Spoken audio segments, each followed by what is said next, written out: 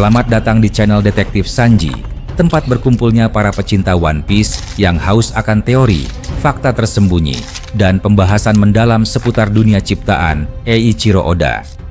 Di sini, kami tidak hanya mengikuti alur cerita, tapi juga menganalisis setiap petunjuk, menghubungkan fakta-fakta kecil yang sering terlewat, dan mencoba memecahkan misteri besar seperti siapa Joy Boy sebenarnya, apa tujuan sejati pemerintah dunia, hingga sejarah abad kekosongan yang selama ini ditutupi.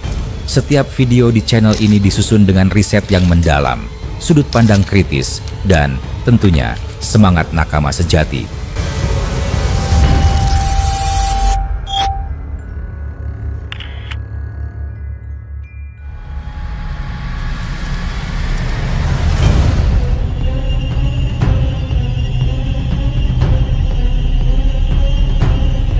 Di antara kabut sejarah yang dilupakan, di bawah langit yang diam, seolah takut pada kebenaran, berdiri dua kekuatan yang tak tertandingi, cahaya dan kegelapan. Dunia ini telah lama dipenuhi rahasia, kebohongan, dan tirani yang dijaga oleh tangan-tangan tersembunyi. Namun di tengah semua itu, lahirlah seorang bajak laut dengan topi jerami yang tak hanya menantang lautan, tetapi juga menantang takdir. Inilah kisah kebangkitan Dewa Matahari, Nika, melalui tubuh Monkey D. Luffy, dan bentrokan terakhir melawan penguasa bayangan dunia, Imu Sama. Bayangan Imu pertama kali muncul di balik singgasana kosong. Kursi itu seharusnya simbol kesetaraan dunia, tak boleh diduduki siapapun. Namun di sana, dalam keheningan yang menakutkan, tampak sosok duduk tenang, memegang rahasia yang membuat para Gorosei sendiri tunduk. Dari titik itu, misteri pun mulai menyebar. Siapa sebenarnya penguasa sejati dunia ini? Imu bukan sekadar pemimpin pemerintah dunia. Ia adalah arsitek peradaban, dalang yang menjaga rahasia abad kekosongan, masa 100 tahun yang dihapus dari sejarah. Vegapunk pernah menyebut bahwa Imu terhubung langsung dengan senjata kuno, teknologi yang menyebabkan tenggelamnya dunia purba. Ia bukan hanya manusia biasa, melainkan entitas yang menjaga tatanan dunia agar tetap di bawah kendalinya. Di atas singgasana Mary Joyce, di antara taman bunga dan koridor emas, bersemayam kekuatan yang bahkan para dewa pun mungkin takut untuk menatapnya. Ia adalah penjaga gelap, status quo, simbol dunia yang tak ingin berubah. Namun di ujung laut, di antara riuh tawa bajak laut, lahirlah sosok yang membawa ketidakteraturan, kebebasan, dan harapan. Luffy, seorang pemuda dengan senyum yang menantang langit.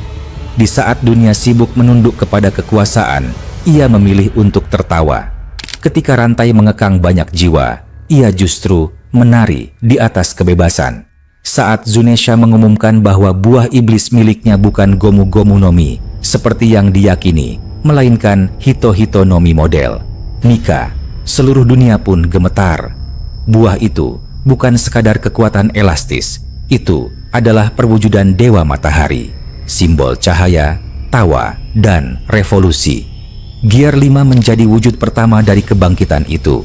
Luffy bukan lagi manusia biasa, melainkan manifestasi dari semangat yang mengubah dunia.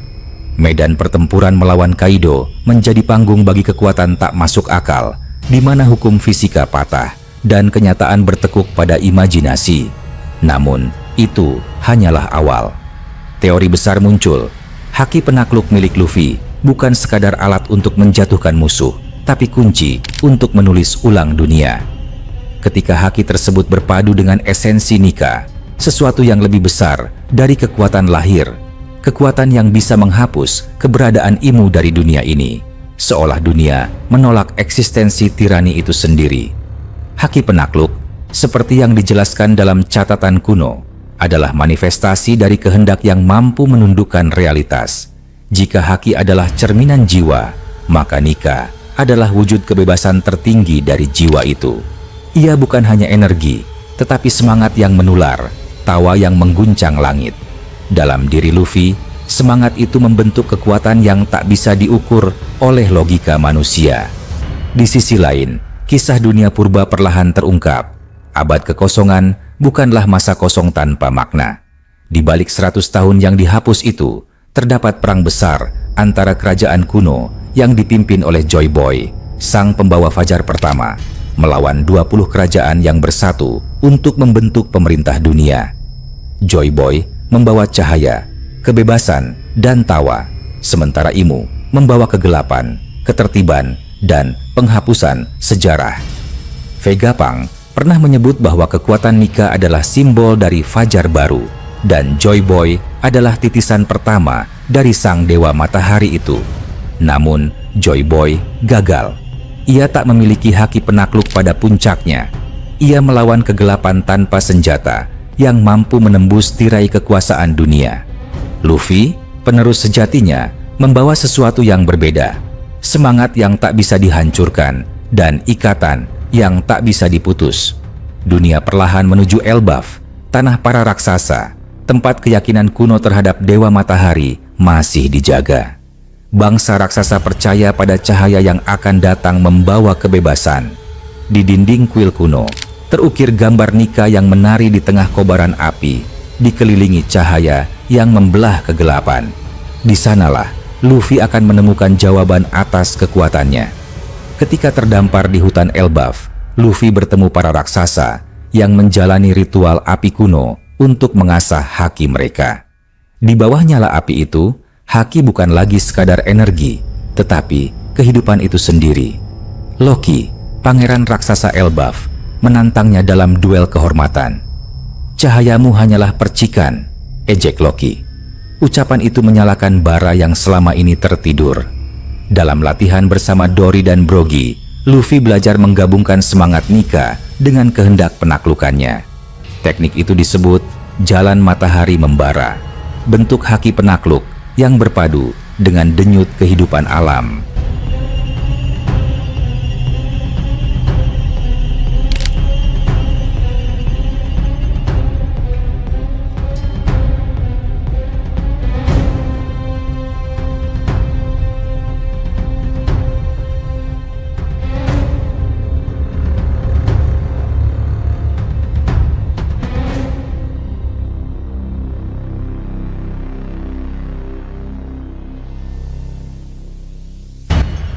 Setiap pukulan dalam latihan itu membelah udara, setiap napasnya menciptakan gelombang panas. Dalam proses itu, terungkap bahwa Joy Boy pernah mencoba hal serupa, namun gagal karena ia berjuang sendirian. Luffy memiliki sesuatu yang tak dimiliki Joy Boy, keluarga, kru, dan sahabat yang menjadi sumber kekuatan tak terbatas. Ikatan itulah yang memperkuat hakinya hingga melampaui batas dewa. Sementara itu, di Mary Joyce, kegelapan semakin tebal. Imu menggerakkan kekuatannya dan langit menjadi hitam pekat. Dari balik bayangan, muncul siluet menyerupai naga. Tubuhnya diselimuti kilatan petir hitam yang melahap cahaya. Imu bukan sekadar manusia. Ia adalah dewa kegelapan, simbol dari kekuasaan yang menolak kebangkitan fajar. Dalam catatan Gorosei, disebutkan bahwa matahari tidak boleh terbit, sebuah kalimat yang menunjukkan ketakutan terdalam mereka terhadap Nika. Pertarungan terakhir pun tiba. Dunia menjadi saksi pertempuran antara dua entitas yang mewakili takdir yang berlawanan. Di tengah reruntuhan Mary Joyce, udara bergetar. Luffy melangkah dengan tubuh yang bersinar seperti bintang. Haki penakluknya menyala dalam bentuk yang belum pernah dilihat sebelumnya. Mode baru lahir, Eternal Sun Mode.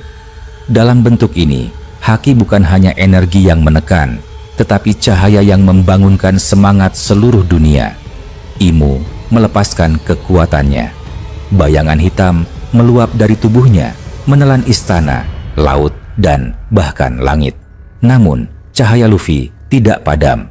Setiap pukulan menciptakan gelombang solar, menghapus bayangan seperti fajar yang mengusir malam. Ketika dua kekuatan itu bertemu, dunia bergetar seperti hendak runtuh.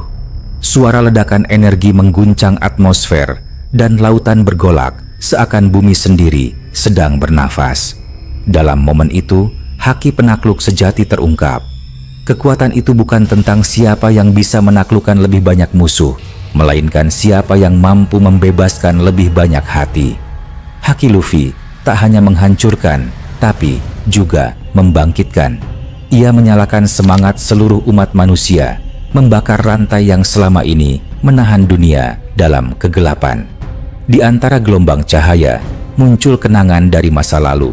Joy Boy, Nika, dan seluruh generasi yang gugur melawan tirani. Cahaya mereka menyatu, berpadu dalam sosok Luffy. Dengan serangan terakhir, dunia menyaksikan lahirnya serangan yang melampaui logika. Tinju itu bukan hanya serangan, tapi manifestasi dari kehendak untuk hidup bebas. Tinju yang menembus langit, menghancurkan Red Line, dan membuka jalan bagi dunia baru yang tenggelam di bawah samudra. Vegapunk pernah berkata, ketika cahaya sejati terbit, dunia akan menyatu kembali. Ramalan itu menjadi nyata. Imu lenyap, ditelan cahaya, dan dunia menyambut fajar baru. Seluruh lautan bersorak. Pulau demi pulau menyala oleh sinar matahari yang belum pernah seindah itu. Bangsa-bangsa yang dulu dijajah mulai bangkit. Bajak laut, revolusioner, bahkan marinir berdiri bersama di bawah satu langit yang sama. Cahaya itu bukan sekadar kemenangan seorang bajak laut, tapi kemenangan seluruh umat manusia. Dalam keheningan yang menyusul badai besar itu, hanya tersisa suara angin yang membawa tawa yang pernah mengubah dunia. Tawa yang sederhana, tulus, dan abadi. Dunia akhirnya bebas, bukan karena kekuatan, tapi karena semangat yang menolak tunduk pada kegelapan. Luffy tak pernah menjadi dewa. Ia hanya manusia dengan hati yang cukup besar untuk menampung mimpi semua orang. Namun, dunia menulisnya berbeda, sebagai dewa matahari yang membawa fajar. Dan begitulah sejarah mencatat akhir dari era kegelapan. Di antara puing-puing Mary Joyce, cahaya terakhir masih bersinar, bukan dari api, bukan dari teknologi, tapi dari kehendak yang tak bisa dimatikan. Kekuatan sejati seorang penakluk bukan pada seberapa banyak ia menjatuhkan musuh, tapi pada seberapa jauh ia mampu menyalakan harapan. Dan di sanalah segalanya bermula kembali. Bukan akhir, tapi awal dari dunia baru yang diwarnai cahaya, tawa, dan kebebasan tanpa batas. Dunia yang akhirnya hidup di bawah sinar abadi sang Dewa Matahari. Potensi ke depan dari kisah kebangkitan Dewa Matahari dan pertarungan terakhir antara Luffy serta Imu membuka kemungkinan yang sangat luas bagi dunia One Piece. Setelah tirani dunia lama runtuh dan cahaya Nika kembali menerangi lautan, dunia tidak serta-merta menjadi damai. Kebebasan yang selama ini diperjuangkan justru membawa konsekuensi baru. Tidak ada lagi garis yang jelas antara keadilan dan kekacauan. Pemerintah dunia hancur, namun kekosongan kekuasaan menciptakan era baru, di mana setiap bangsa, setiap ras, dan setiap orang bebas menentukan jalannya sendiri. Dari kebebasan itu, lahir dunia yang benar-benar tak terduga. Banyak kemungkinan muncul dari situ. Klon Vegapunk yang bertahan hidup setelah kehancuran Mary Joyce mungkin menjadi pemimpin baru dalam rekonstruksi dunia, menyatukan sains dan kebebasan di bawah bendera perdamaian.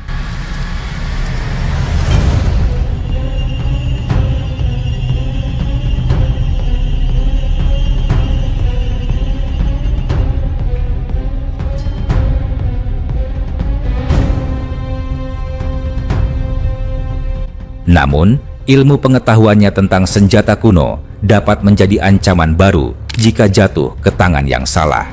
Di sisi lain, armada revolusi di bawah Dragon akan menghadapi dilema besar.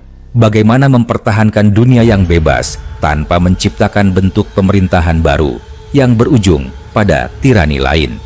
Kebebasan total bisa dengan cepat berubah menjadi kekacauan total. Para bajak laut yang dulu bertarung demi mimpi dan harta karun, kini menjadi simbol perjuangan moral. Zoro, Sanji, Nami, dan kru topi jerami lainnya masing-masing membawa pengaruhnya ke berbagai penjuru dunia. Zoro mungkin akan melatih generasi baru pendekar pedang di Wano, Sanji membangun negeri baru, yang menolak diskriminasi, dan Nami membantu bangsa-bangsa miskin memahami peta dunia yang kini berubah setelah Red Line hancur. Dunia menjadi lebih luas, lautan menyatu, dan jalur Grand Line kehilangan batasnya. Dunia baru pun lahir. Namun, cahaya matahari yang menyinari semuanya juga menciptakan bayangan baru. Dari reruntuhan kekaisaran lama, muncul sisa-sisa kelompok misterius yang menyebut diri mereka Children of the Void.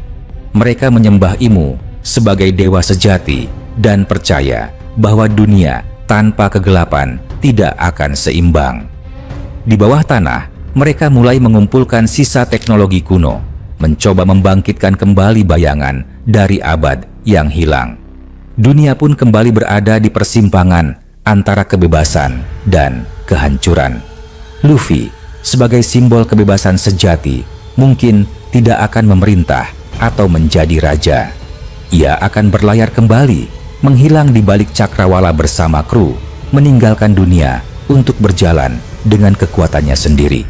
Namun, legenda tentang Dewa Matahari tidak akan pernah padam. Setiap generasi baru akan mendengar kisahnya tentang seseorang yang menertawakan dewa, menantang langit, dan membawa fajar baru untuk semua. Kisah ini bukan akhir, melainkan awal dari era kebangkitan baru. Dunia tanpa batas, tanpa dinding, tanpa tirani, tapi juga tanpa kepastian. Dunia yang diciptakan oleh tawa, keberanian, dan keinginan untuk hidup bebas. Sebuah dunia di mana matahari tak lagi hanya terbit di timur, melainkan bersinar di setiap hati yang menolak tunduk pada kegelapan. Itulah potensi masa depan dunia One Piece setelah kebangkitan Nika. Masa depan yang sepenuhnya terbuka, liar, berbahaya, dan indah.